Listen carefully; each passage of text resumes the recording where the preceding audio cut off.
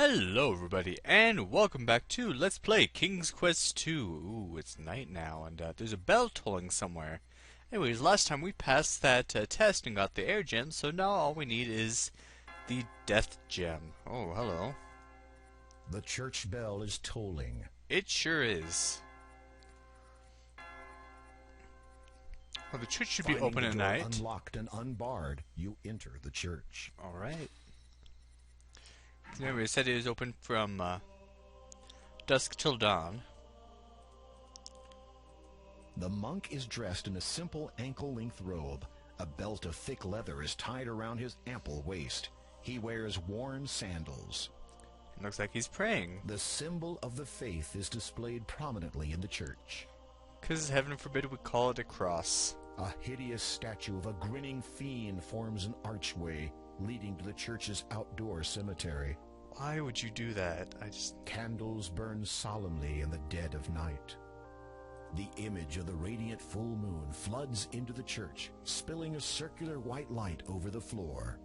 The Church of Kolyma is where its citizens come to pray, confess their sins, and offer a penance, usually in the form of a coin. A stone cherub is positioned near the archway. Alright, well, we need some prayer ourselves, so let's pray. Feeling humbled, you kneel down to pray. You rise again after a few moments. Who do they pray to around here anyways? The monk stirs, stands, and turns to face you. Hello there. Father, I go now to a place of darkness. While I am stout of heart, the path laid down before me is unclear. I seek only the knowledge that my passage be illuminated by heavenly favor, and a prayer that I may make it through. The monk gives you a reassuring smile and pats you on the shoulder. He then lifts a silver cross from around his neck and places it in your hands. Thank you. You are welcome, my child. What is You one can ugly talk. monk? Of course. I thought monks were forbidden from speaking. Not all churches follow the same rules, and this church is quite unique. Really? How so? The monk just smiles placidly at you. Let's check out our new bling. It is a shiny silver cross dangling from a silver chain. You place the silver cross and chain around your neck and wear it as a necklace. Oh, okay. Guess we're wearing the cross now. What else do you have to say? About this crucifix. I believe you will find the cross to be of immense value. It has come to us at a huge price. It was expensive? I mean that it has cost us more than any value to be in possession of it. That's weird. I thought you could just make them anywhere. And now they're calling them crosses and crucifixes. I wonder why they kind of switched that. I don't know. If I may ask, why is it that you only open the church at dusk? We find the late hours more favorable. But surely then you would not have many in your congregation. Yes, that is true. Sorry if you hear me drinking. I am very thirsty right now. Just got back from work not too long ago. What do you know of the Count? Only that he is a heathen, a blasphemer. You serve God well by going there, my child. Bless you. Hey, they actually The mentioned monk God. smiles at you, turns back to the altar, kneels, and resumes his prayers. Oh. So he's not going to talk to us anymore. And what do we have here? You notice a Bible on the end of a pew. What, we don't have to break open any floorboards to get it? You look over the Bible, which appears to be many decades old. You open it and find that an otherwise blank page at the front has been written on. It is dated over 20 years ago. Ooh. To all those who have heard the word, we are the chosen few, blessed by the spirits of the wild. Destined for greatness, concealed by the cloth, there is but one challenge we must overcome before our future can be set in stone. The simple people of Kolyma cling still to the memory of their former ruler. Even now, years after his fate's dark turn, they retain their hope that he will not forsake them. As long as this is so, our goal cannot be attained. So, my brothers, it is our duty to see the land cleansed of its blight. Do not fear our enemy. Our faith, purpose, and power will guide us to the future we were promised. You return the Bible to where you found it. You also notice that a page from the Bible has fallen onto the floor. I didn't get to read the rest of that. You pick up the fallen page and read it. The words appear to have been written recently. Spiders earnest with spindly eight, spin webs with negligible weight. That is weird. You read the spiders earnest with spindly eight, spin webs with negligible weight. Huh.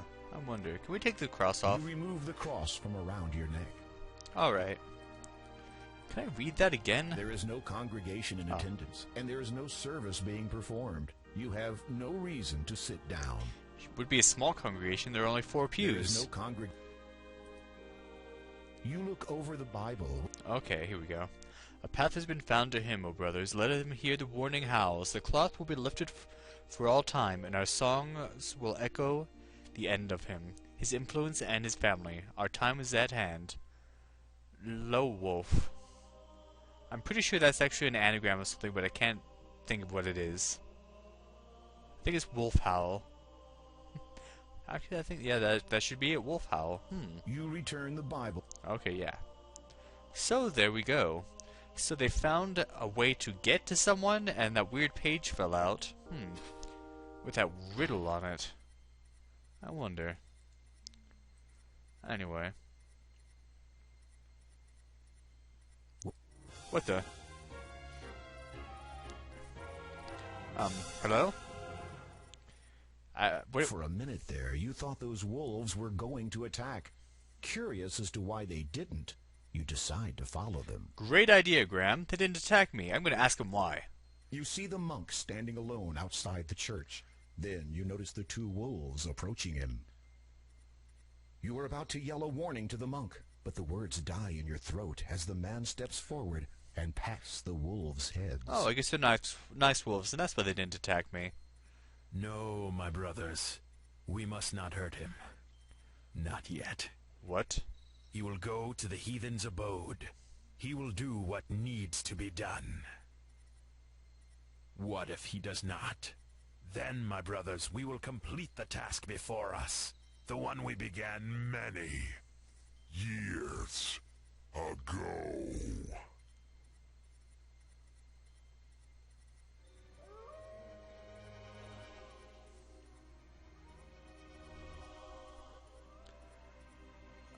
Well You then. quickly move away from the church, your heart racing faster with every step. You have a good idea now what will happen once the moon comes out in full, and you do not want to be anywhere near here when it does. Yeah, let's One thing's for sure, you're not getting married in that church. Don't think so. No. Let's get out of here. Actually, what happens if we go back? I'm going to save. Hold on. Can we go back, or does he just not let us? Oh, I guess nothing. Oh well. I won't worry about it. Alright, let's see.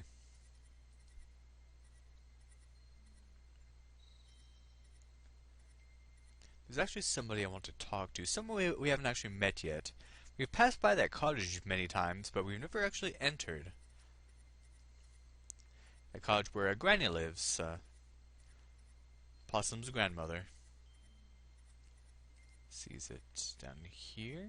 Here it is. Yeah, it's all lit up now. I wonder if she's doing alright. Oh, sir, have you seen my little granddaughter? She ventured to the town to buy food for me, but has not yet returned. I fear she may be in peril. The forest is not safe at night.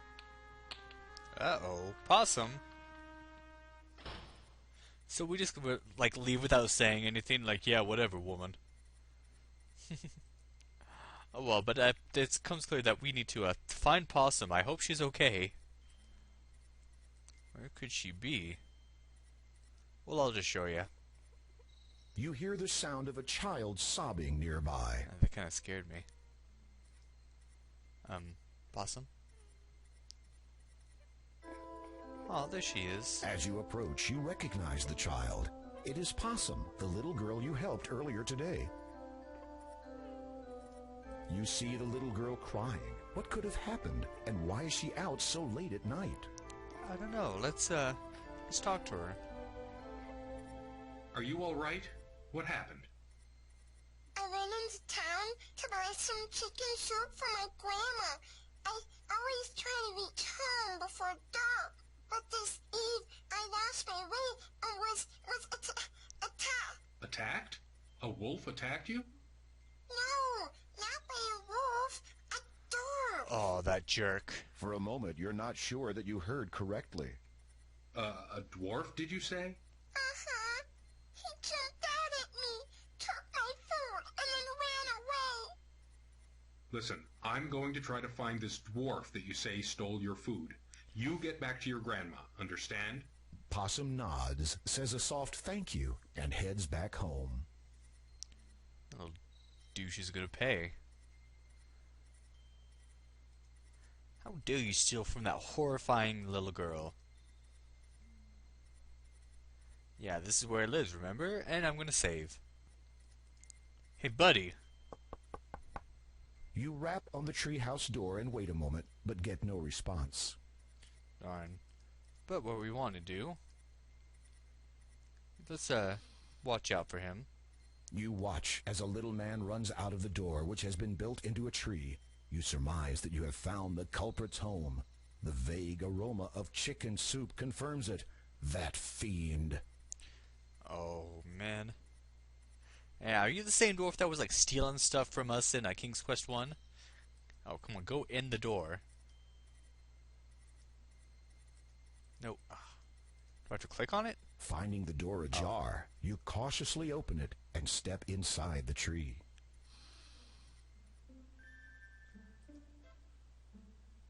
Alright, let's check this place out. Wow, that's actually pretty neat. It's like a TARDIS. It's bigger on the inside.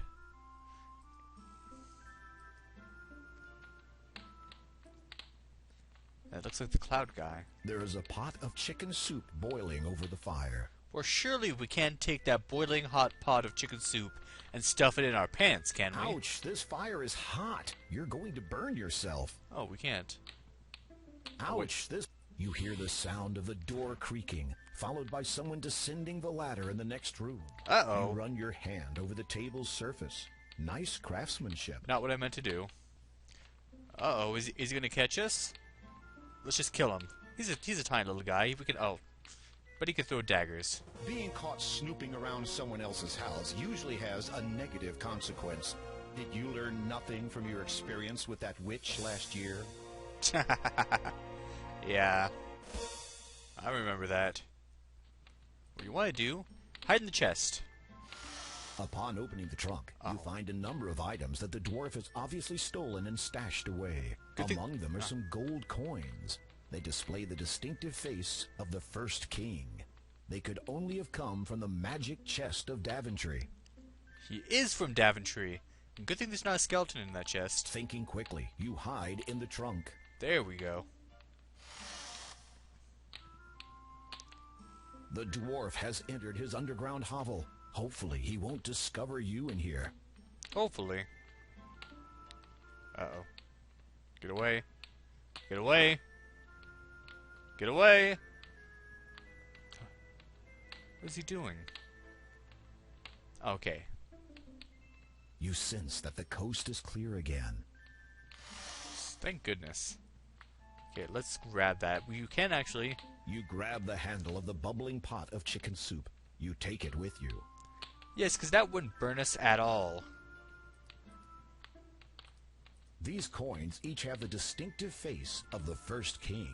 They could only have come from the magic chest of Daventry. The pot contains hot, bubbling chicken soup. You sip the hot soup.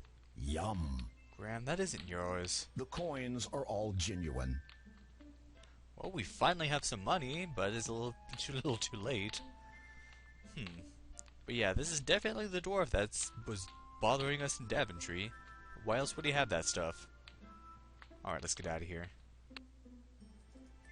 Too bad we can't, like, take that guy down.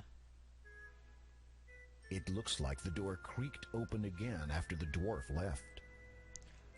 Well, You hear the latch fall into place again as the door closes behind you. and hopefully we got everything there.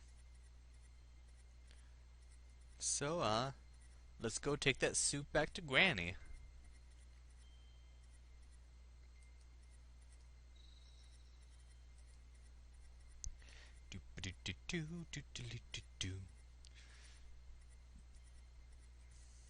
Go. There we go. So how's the hot soup feeling in your pants, Graham? Keeping it warm? Hope you are. Welcome. Come in, please. Possum told me to expect you. Alright, how you doing? Grandma looks pale and weak. She must be ailing. She's dressed in a warm flannel nightgown. White curls peek out from her flannel nightcap. Oh, there's The Possum. little girl is fast asleep. Aww. Sleep tight, you horrifying little girl. You place the now cold chicken soup over the crackling fire once more. After it heats up to eating temperature, you remove it again. There we go. And let's give it to Granny. You offer the soup to Possum's grandma, introduce yourself, and wait courteously while the frail elderly lady eats the nourishing meal. When she is finished, she sets the empty bowl down elsewhere and turns her attention towards you. How you doing, Granny? If you would like to speak with me for a while, I would welcome your company. A person should never turn away a visitor, especially when she reaches the twilight of her life. You can't help but feel a sense of finality in the old woman's words. Aww. You must have something in return for your kindness. You do not need to risk your safety for an old, worn-out woman like myself. Look under the bed. You should find something to keep you a little warmer on a cold night like this.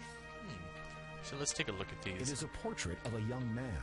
He looks somewhat familiar. Yeah. The painting on the wall looks like an artist's depiction of a Kalima landscape. You wonder who painted this. A worn armchair sits in a corner of the room. Okay, there's nothing else interesting in here, so let's check under the bed. You peer under the bed and find a thick black cloak. Lying atop it is a beautiful ruby-encrusted ring. You pick both up with reverence. I could not possibly take these fine things from you. Oh, please. I want you to have them. Nights in Kolima are cold, believe me. As for the ring, well, perhaps it is better that I do not have it to remind me. As you wish. Remind you of what? What's going on? You have a charming young granddaughter. Grandma smiles at you graciously. She is a treasure to me. I would do anything to ensure that no harm comes to her. If I may inquire, what became of her parents? Grandma frowns, and her eyes darken for a moment before she forces a melancholy smile to her face. They were lost to us many years ago. I am afraid dear Possum never really knew her parents. It must have been a daunting task raising a child by yourself, especially at your, At my age, I am certainly not as young as I used to be, and there is no shame in that. I have tried to raise her as best I could, to keep her safe and well. However, I fear that as of late the reverse has become truer. Aww. If you please, I was hoping you might tell me of the cloak and ring's origin. The old woman closes her eyes as if the memory she seeks is painful to her senses. They were my husband's. He was a proud man, the last of his line. His family had been rich, a great deal of old money, you might say. They lived in that castle you might have seen to the north. Its location upon that island is evidence of how much they valued their privacy. He was a good man, my husband. He took care of me. Certainly he had his strange habits. Most men do, if you will pardon me for saying so. No, that's true, we I do. suspect that he practiced magic, so I could never catch him in the act. He would frequently journey afar, taking that black cloak with him wherever he went, to places he would not talk about. He said that it represented something important to a certain group of people, and that I was never to mention it to anyone. But he was always there for me, always, until that fateful night.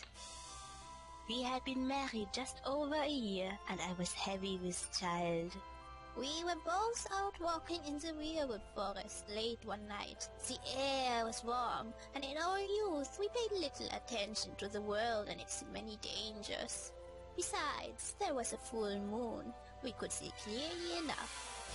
A shadow passed over us. We looked up, thinking it might have been a stray cloud. It was not. Descending upon us like a demon was the largest, most hideous bat I had ever seen. Its fangs were bared, and it dove straight for me. I must have screamed. My husband flung himself in front of me to protect me. He swung his arms about frantically in hopes of warding the horrid thing away. Perhaps he was trying to cast a spell, but could not recall how in his panic. It paid him no heed and would not be deterred. It swooped again and again relentlessly. At one point, my husband's hand must have clipped the bat's wing because it lost control and crashed into his shoulder. He tried to wrest the foul creature away, but then he shrieked suddenly. The horrid thing had bitten him.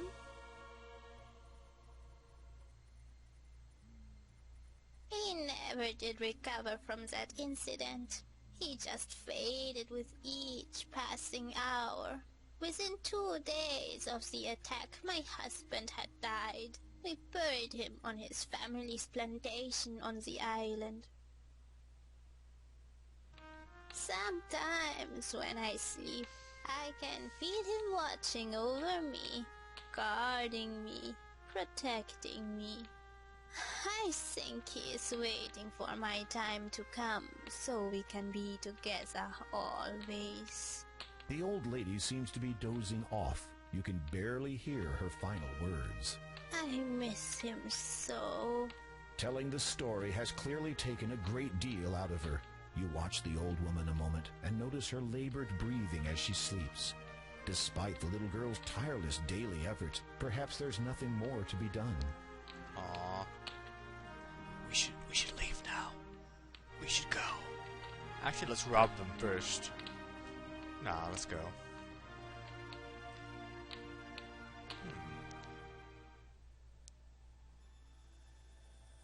Sister Agatha, my dear, tell me you have good news. The king has arrived in Kalima, father. That is not what I meant. Yes. Well, he appears to be quite resourceful. It seems his reputation was not totally exaggerated. He's still alive? For now, but that will change soon, I think. The king has discovered that one of the gems he seeks is in the possession of a colleague of ours. Do you remember? Kaldor. Yes. Is he still trustworthy? Totally. Still sharp, and there's no questioning his loyalty. My humblest apologies, father, but would it not have been simpler for you to have dealt with Graham personally? Fool! Imagine the ensuing chaos where Daventry's king murdered in his own land. How then would I be able to search for the item? I see. Failure is not an option. Understood, father. Keep me informed, preferably of good King Graham's death. Oh man. So yeah, if you didn't recognize the voice, that was indeed the father. And we kind of have an idea of what his plans are from that little flash forward we saw from the cloud dude. But we still don't have a full picture. But anyway, Graham doesn't know anything about that, so let's just forget it. Because we need to get the final gem from Count Caldor, apparently, who is still alive. And I'll just tell you right now, Caldor is an anagram of Dracula. Yeah, very subtle game. So can we do it? Can we defeat the vampire if he is there? And get the final gem so we can save that lovely woman in the tower? Well, you're just going to have to find out some of these things next time on Let's Play King's Quest II. Thank you for watching, and have a good day.